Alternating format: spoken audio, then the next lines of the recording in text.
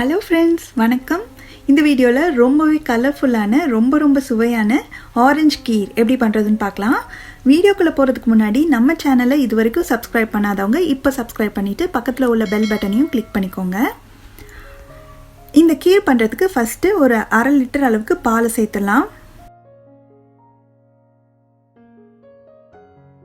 இந்த பால் நல்லா கொதிச்சு வரட்டும். பால் பொங்கி வர ஆரம்பிச்சிருச்சு. இப்போ ஸ்டவ்வை மிதமான தீயில வச்சு இதை நல்லா கலந்து விட்டு இந்த பால் கொஞ்சம் திக்காகணும், அது வரைக்கும் இருக்கட்டும். அப்பப்போ இந்த மாதிரி கிளறி விட்டுட்டே இருங்க. அப்போ தான் அடியில் போய் தங்காமல் பால் எல்லாம் நல்லா அடி பிடிக்காமல் ஒன்று போல் வற்றும். இப்போ நம்ம சேர்த்ததோடைய பால் பார்த்திங்கன்னா கொஞ்சம் வத்திடுச்சு. இந்த ஸ்டேஜில் கொஞ்சமாக குங்குமப்பூ சேர்த்துக்கணும்.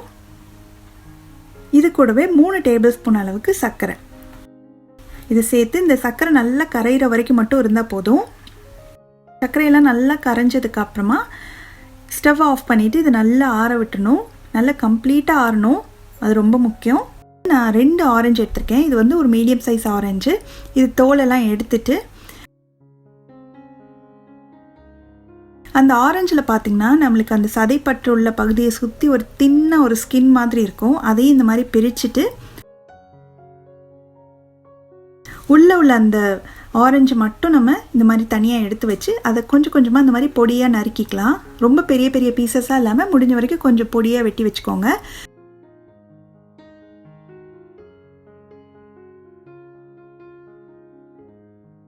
அது வெட்டும் போது வர ஜூஸையும் நீங்கள் அதோடையே சேர்த்து வச்சுக்கோங்க.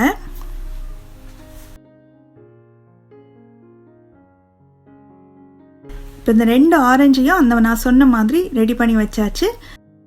பாலும் நல்லா ஆறிடுச்சு. கொஞ்சம் லேஸ் வெதுப்பாக கூட இருக்கக்கூடாது, கம்ப்ளீட்டாக ஆறிடணும். இப்போ நல்லா ஆறின பாலில் நம்ம வெட்டி வச்சிருக்கிற ஆரஞ்சு சேர்த்துடலாம்.